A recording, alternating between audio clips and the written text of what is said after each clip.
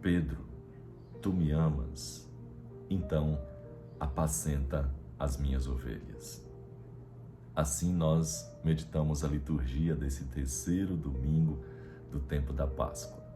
Tempo de alegria, tempo de celebrarmos a ressurreição do Senhor, porque Ele ressuscitou verdadeiramente, como disse, aleluia. E eu convido você que ainda não está inscrito em nosso canal no YouTube ou nos seguindo nas redes sociais, eu te convido a se inscrever, a ativar o sininho para que possamos estar sempre sintonizados, conectados e meditando sempre aquilo de mais precioso em nossa vida, a palavra viva, a palavra de nosso Deus. Meu irmão e irmã, a liturgia, ela nos convida a refletir sobre a igreja, a barca de Pedro. A comunidade eclesial, ela tem uma missão específica, que é a missão de testemunhar, mas também concretizar o projeto libertador que Jesus iniciou, pelo qual ele sofreu, morreu e ressuscitou. Ele acompanhará sempre a igreja em sua missão e ele vai vivificando a igreja com a sua presença, pela força do seu Espírito e orientando a igreja com a sua palavra, com esse mandato: apacenta as minhas ovelhas, apacenta o meu rebanho. E a liturgia da palavra, na primeira leitura do livro dos Atos dos Apóstolos, apresenta o testemunho de Pedro em Cristo ressuscitado. Pedro, que está nesse momento diante do Sinédrio, ele testemunha a ressurreição do Senhor. Proibido de dar testemunho de Jesus ressuscitado, Pedro então apresenta um resumo, o que a igreja chama de querigma, ou seja, o primeiro anúncio, o resumo, a centralidade da fé na ressurreição. Esse querigma cristão primitivo é então testemunhado, proclamado por Pedro. Ele afirma: é preciso obedecer antes a Deus do que obedecer aos homens. E os discípulos, então, saem do tribunal, do Sinédrio, onde foram flagelados, mas eles saem felizes por eles terem sofrido pelo nome de Jesus. Imaginem, eles estavam felizes porque eles haviam sofrido pelo nome de Jesus. Eles tinham dado a sua mensagem, eles tinham feito a sua proclamação e mesmo machucados, violentados, eles anunciam e mesmo assim eles saem felizes porque eles tinham feito o que era necessário fazer. A segunda leitura, que é também, ou melhor, é do livro do Apocalipse, no capítulo 5, versículo de 11 a 14, ressalta a soberania universal do Cristo ressuscitado, que venceu a morte e que trouxe aos homens a libertação definitiva. A criação, diz o livro do Apocalipse, a criação inteira louva o Cordeiro, que esteve morto, mas que agora está vivo, ressuscitado, está no meio de nós. Essa era a alegria, e era por isso que os cristãos naquele tempo, mesmo diante do flagelo, mesmo diante da dor, eles anunciavam, eles não tinham medo. E se acontecesse de ser feridos, de serem perseguidos, eles ainda saíam felizes, porque eles tinham certeza da missão que eles tinham realizado. O Evangelho, segundo O evangelista São João, no capítulo 21, versículo de 1 ao 19, narra a terceira aparição de Jesus ressuscitado aos apóstolos. A presença de Jesus ressuscitado nas margens do mar de Tiberíades vai revigorar a missão dos discípulos de serem pescadores, não mais de peixes, mas pescadores de gente, pescadores de homens, pescadores de almas. Meu irmão, minha irmã, essa narração, ela é uma catequese.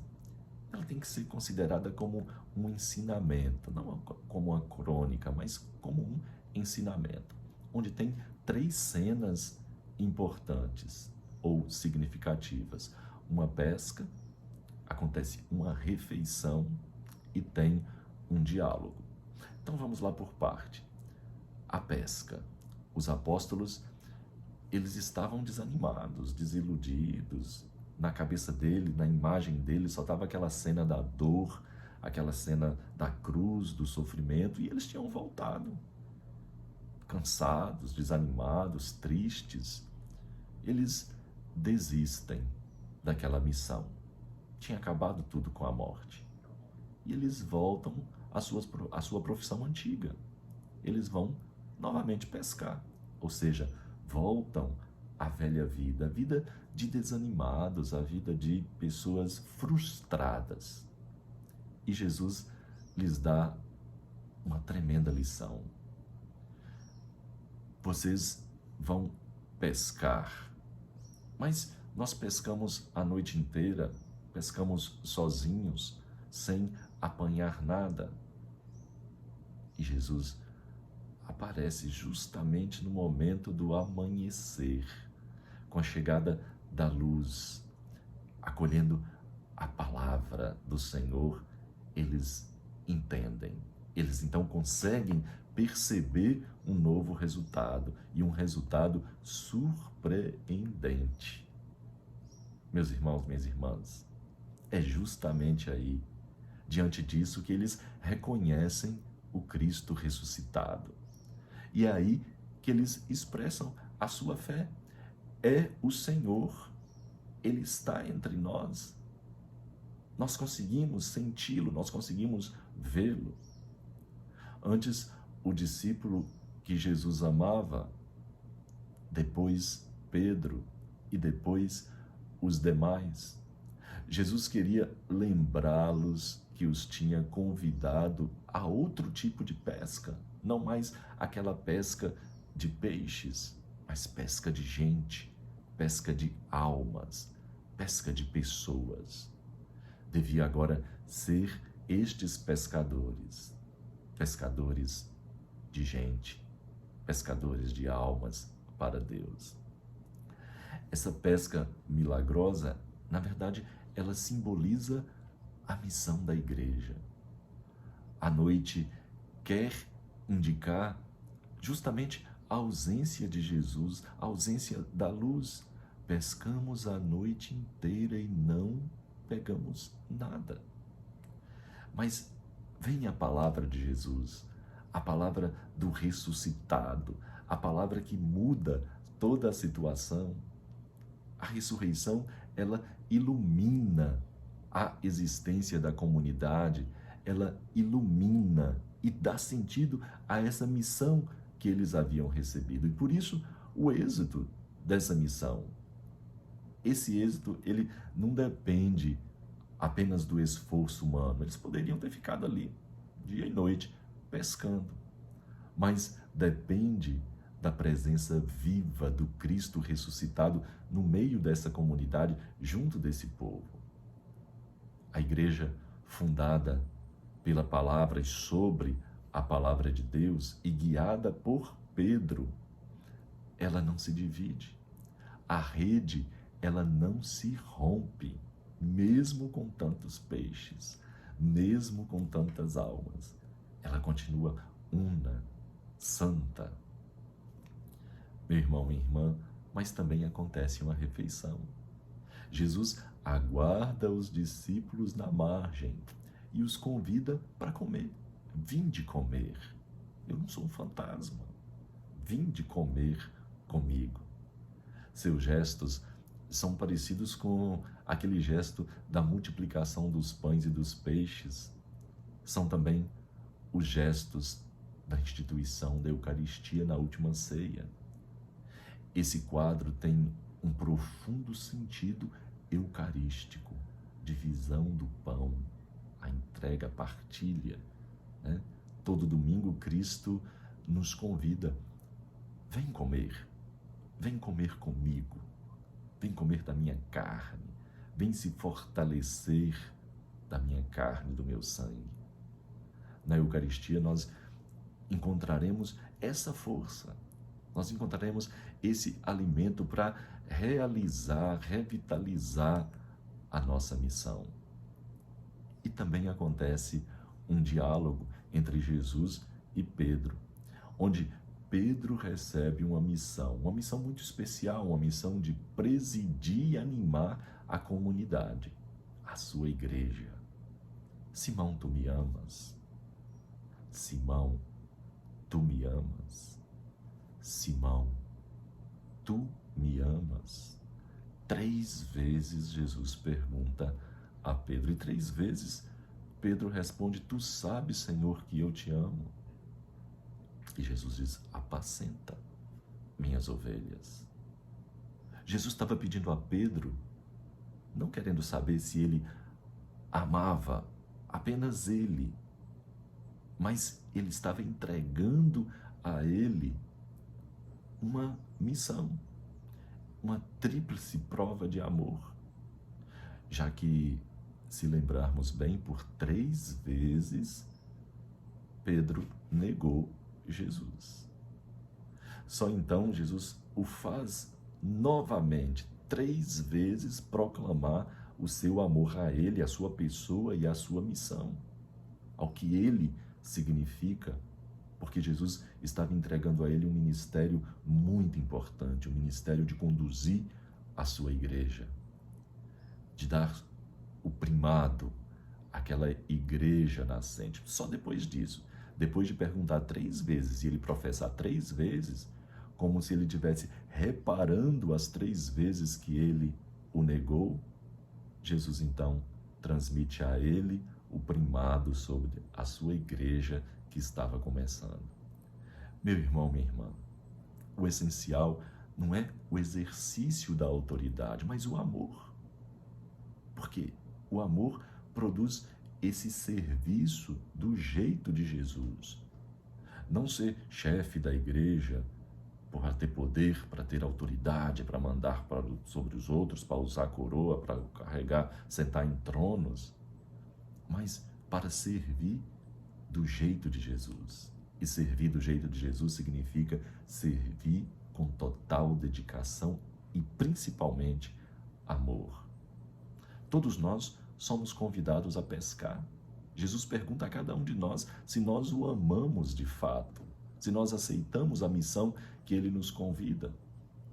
Mas, às vezes, nós pescamos apoiados apenas em nossas forças, confiantes como Pedro em nossa experiência de apenas aquele velho pescador que sabe fazer aquelas mesmas coisas, mas que diante do fracasso inevitável, a gente acaba desanimando, voltando àquela velha vida, vendo essas redes vazias.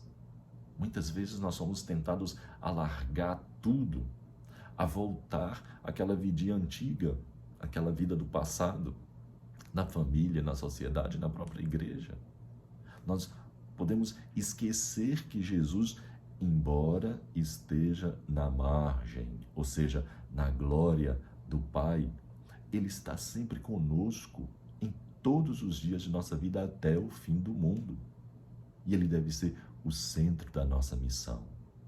Então, esse caminho percorrido pelos apóstolos é um caminho semelhante ao caminho que também nós devemos percorrer em nossa vida pessoal, em nossa vida de comunidade, em nossa vida de igreja, em nossa vida de família.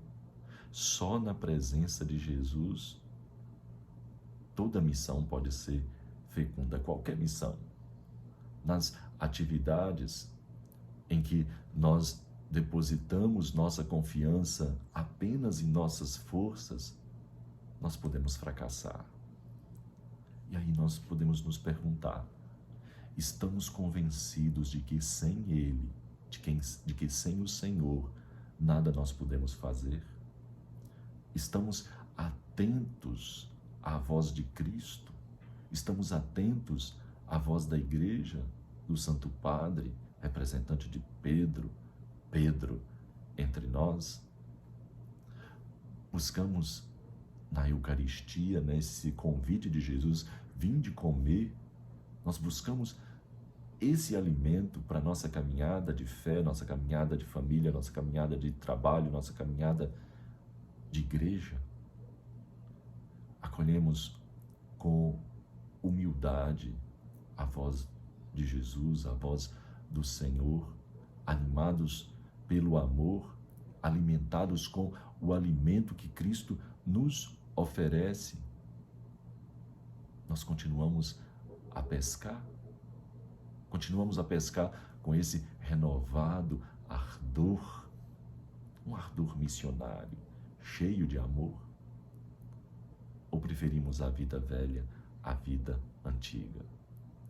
Meu irmão, minha irmã, com Jesus teremos a certeza de que a pesca onde for, na nossa vida pessoal, na nossa família, na nossa vida profissional, em todos os ambientes, com Ele, será abundante.